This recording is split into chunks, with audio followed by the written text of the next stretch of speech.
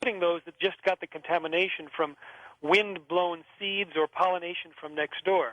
And so I was going to say, what happens if bees pollinate your field or the wind blows seeds over into it? Well, according to a Canadian Supreme Court ruling, it doesn't matter how the seeds get onto your land, by wind, by insects, accidentally. If their intellectual property grows on your field and you harvest it and replant it, that's illegal, and you're planting the property of Monsanto, for example. And that happened with Percy Schmeisser, who took it to the Supreme Court and ultimately lost. Even if they're not aware that it's Monsanto seed. Exactly. Interesting. Now let me read the Biotechnology Industry Organization statement, somewhat lengthy here. Biotech crops are among the most heavily regulated agricultural products, with most products going through a developmental and approval process that can take 10 to 15 years before being commercialized. The expertise of 3 federal agencies, the EPA, the FDA, and the Department of Agriculture, is brought to bear on these products. Biotech products do not enter the food supply until all 3 agencies have determined they are safe as conventional crops for consumers, farmers, and the environment. Since 1996, biotech crops have been safely planted on more than 2 billion acres without a single documented health or environmental incident. If there were any questions regarding safety or whether or not biotech seeds are in fact more beneficial for farmers, consumers, or the environment, we would not have seen their enthusiastic adoption by more than 13.3 million farmers in 25 countries. Although relatively new to some, biotechnology is merely a refinement of breeding techniques that have been used to improve plants for thousands of years. That's from Karen Batra, who is a director of food and agriculture communications for the Biotechnology Industry Organization. Your reaction to that, Chief? George, I love that quote. We could spend hours just dissecting that and showing how it's pure PR spin. Let's talk about the FDA. The FDA was told by the White House under George Bush I to promote biotechnology. So they recruited Monsanto's former attorney, later Monsanto's vice president, to be in charge of the policy. When it came out in 92, it claimed that the agency wasn't aware of any information showing that GM foods were significantly different. And on that basis, they said, we require absolutely no safety studies. They don't even have to tell the FDA if they want to introduce a GM crop.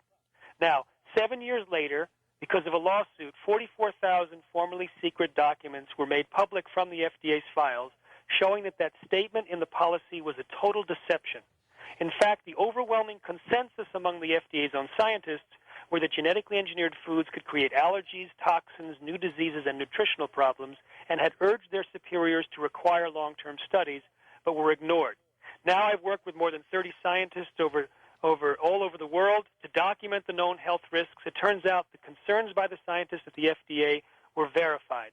We've linked GMOs to thousands of sick, sterile, and dead livestock, thousands of toxic and allergic reactions, and damage to virtually every organ and every system studied.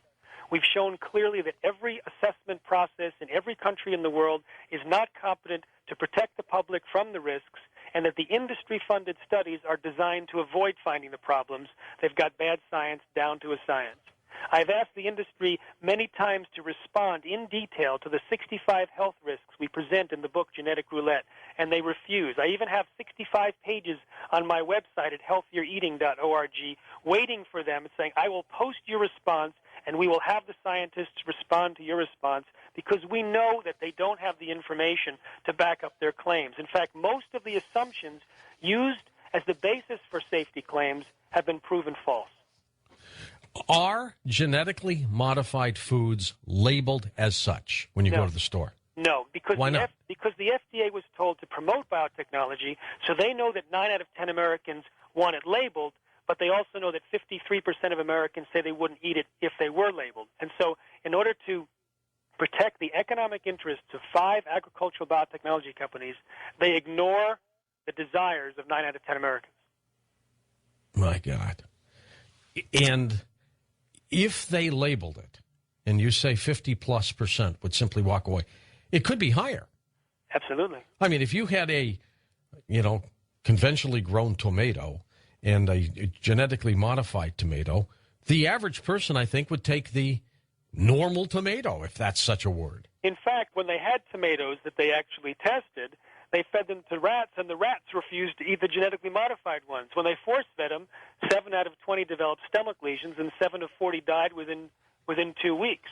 In fact, when people realize, and we can talk about this more in the show, about the sterility linked to GMOs, the fact that eating a genetically modified corn chip might turn your intestinal flora into living pesticide factories, possibly for the rest of your life, the potentially precancerous cell growth, the changes in the testicles and the brains, when people realize the health dangers, they become fanatic and non-GMO eaters.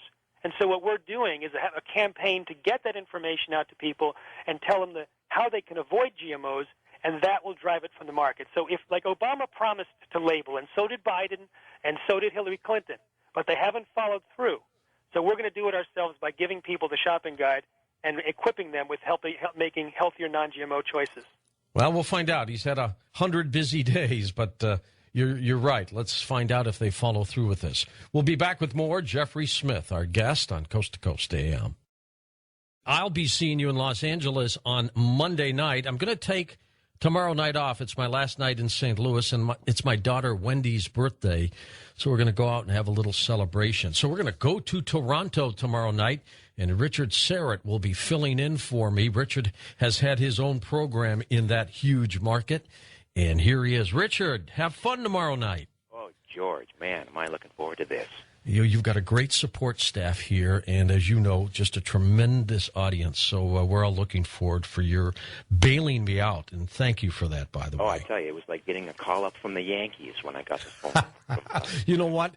That happened to me once many years ago when, and I've always equated when I had to fill in for Art, it was like borrowing Babe Ruth's bat to come to the plate. And I'm not putting myself in that stratosphere by any means, but we're looking forward to your show. And Friday nights, have fun. It's open lines. Have a guest or two. Just enjoy yourself. Absolutely. It's a wonderful opportunity to sort of stretch those broadcasting muscles and just speak with the people all night long. And the essence of great radio is storytelling, and your listeners provide some amazing stories. So I'm very fortunate to be able to tap into that, George. You and I have an incredible parallel, Richard. After a lengthy career in broadcasting, decided to get into talk radio after looking at the movie Talk Radio with Eric Bogosian, and that affected you and also the movie Network, because I always wanted to be Howard Beale. The mad prophet of the airwaves. Absolutely. We still use some of his clips every once in a while when we want to get reaction from people. Well, it's such an important film. I mean, if people haven't seen it, I really urge them to get out there and rent it or watch it, because it really speaks volumes about, really what's going on in the world today. And even though this was made 33 years ago, it stands up. And the writing, Patty Chayefsky, I mean, you don't get any better than that. Absolutely. So, look, have some fun tomorrow night and man the throne for us and enjoy yourself. Thank you so much, George. That'll be Richard Serrett. He's going to be filling in tomorrow on Coast to Coast, has done his own program out of Toronto. Very successful, provocative talk show host. Covers many of the topics, has interviewed many of the same guests that Art and Ian and George Knapp and I have done all these years. When we come right back, it's more with Jeffrey Smith next hour. We'll open up the phone lines so you can chat with him, too, as we talk about genetically modified foods right here on Coast to Coast AM. And welcome back to Coast. I'm George Norrie. We've got Jeffrey Smith. Jeffrey, how did you get involved in your interest in genetically modified foods? How'd that happen? Well, in 1996, just before they started planting genetically engineered crops widely in the U.S., I attended a lecture from a molecular biologist, and he explained that the process of genetic engineering is inherently unsafe. And I've learned since that you actually cause massive collateral damage in the DNA with hundreds or thousands of mutations or hundreds or thousands of changes in natural genes. And he explained that the products of this infant science that was not well understood was about to be deployed into the entire food supply, affecting essentially everyone that eats, and that once the products are put into the environment, the self-propagating genetic pollution, which passes from plant to plant that we cannot fully clean up with current technology, could outlast the effects of global warming and nuclear waste. And all this was going on under the cover of night. No one in America knew that genetically engineered foods were being planted. In fact, today, if you ask an average American, have you ever eaten a GM food in your life, 60% of the people say no, 15% say I don't know. You know what? I would say that. I would say I don't know, even though I try to look. Like, as you say, they're not